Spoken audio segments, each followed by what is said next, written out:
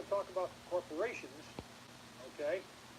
And you can also use this form to file to get credit back, all right? Okay, moving on, I want to talk about the transfer tax and generation skipping tax, again for corporations, all right? It's interesting because a lot of the tax law, as I told you earlier, doubles this amount, okay? But we have special rules for how can I say this? When I say for corporations, I'm basically talking about family corporations and farms. A lot of you, as I do a lot of businesses for farms. I would strongly recommend that your farmers create corporations. Let me give you an example. If a farmer lives on his property and runs his farm, he can't deduct anything for living on the property.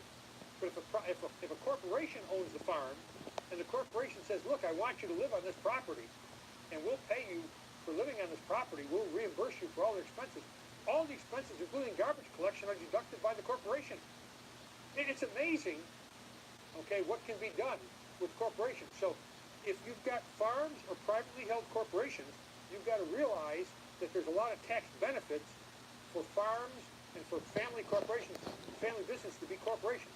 Also, if someone wants to transfer stock in these corporations, okay, and they pass away, this transfer tax, this gift tax, a generation skipping, which would mean from grandparents to parents to grandchildren type thing, where they skip the parent, they go right into the grandchildren owning the stock.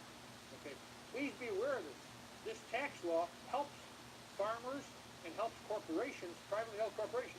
First of all, it repeals the generation skipping tax on estates and gifts, handed down for more than one generation. It's amazing. I was at a farm recently talking to the owners, and the grandfather still owned the farm. The grandfather wasn't farming it anymore. His granddaughter was taking care of everything, and her father was still working the farm. But the granddaughter was basically running the farm, making all the decisions. And the father was basically a worker bee, and the grandfather was retired. All three families lived on the farm, big farm, nice farm, okay? Well, stop and think now. If that farm were a corporation, they could transfer the stock down to the granddaughter in 2018 and not pay taxes on it. Okay, there would be no generation skipping tax on estates and gifts, that second bullet point that's there.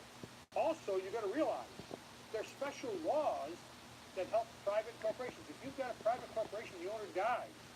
If a family member, a natural heir, takes over the business, and that business is worth at least 1/3 of the person's estate, and usually it does.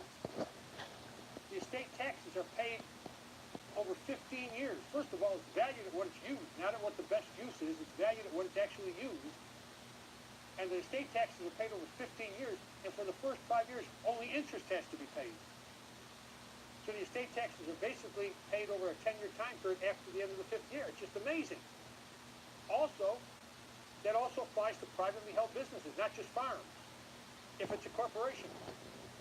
Okay, also, you've got to realize that there's a difference between current use and best use.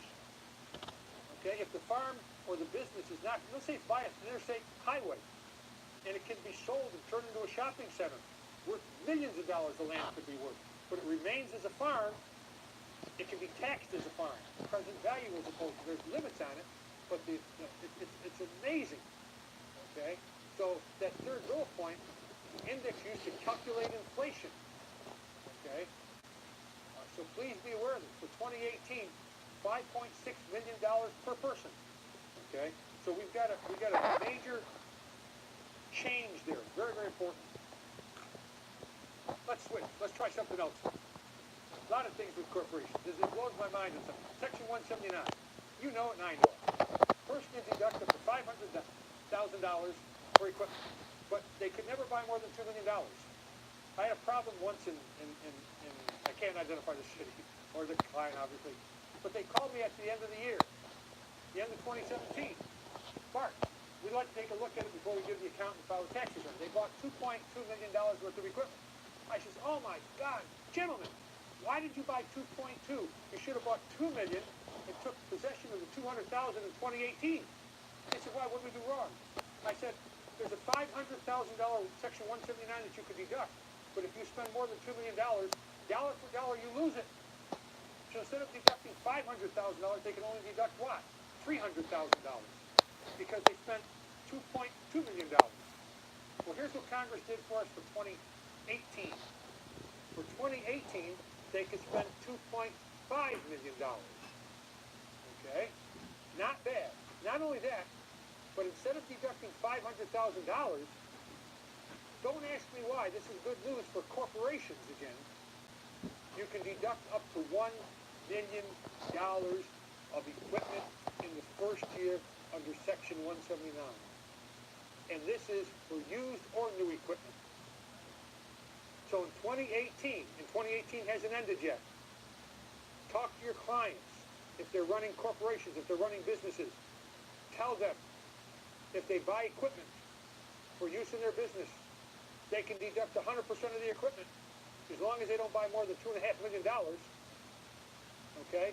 They can deduct up to $1 million worth of equipment immediately and offset $1 million worth of profit. That saves them, again, they got to be careful. There's the 21% tax bracket in 2018. So the $1 million will save them $210,000.